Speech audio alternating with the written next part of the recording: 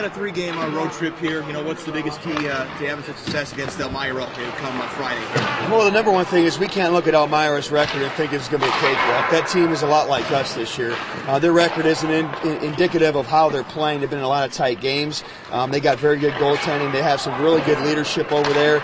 They've had some injuries and some call-ups and stuff. So number one is we can't take this team lightly. We need to go in there and be ready to battle. It's a team that works extremely hard. They get a lot of shots on net. It's a tough building to play in. So for us, we need to go in there and be ready to battle.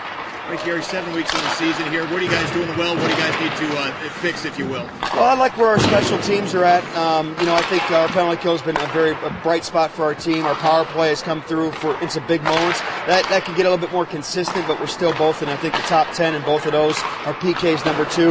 We're second in the league for shots on goal a game, which is big for us because we want to be an offensive team that pushes the pace. But the things that are unacceptable is we're the second worst in the league at 3.53 goals against a game, and that's not a recipe for long-term success. So we need to be better, starting with goaltending and trickling to our defensemen, and then getting our forwards more defensive as well. So team defense is a big focal point right now. Now, that goals against that, what you mentioned, how do you fix that? Is that just something they got to step up and play better, or how do you fix that? I think it's just accountability with everybody. We're working on it nonstop. We're addressing it in video meetings, and in every way we can address it, we are. But come game time, it's just something where it's about sacrifice. And if you take a look at Thursday's game against Florida and Saturday's game against Florida, that's the most offensive team in the league. We did a really good job of defending against those guys because we got good goaltending, both from Makarov on Thursday and Reichert on Saturday. That's where it starts. Good goaltending. You guys made those roster moves last Monday. How is this team gelling together, and do you like your team right now in the locker room and on the ice right now?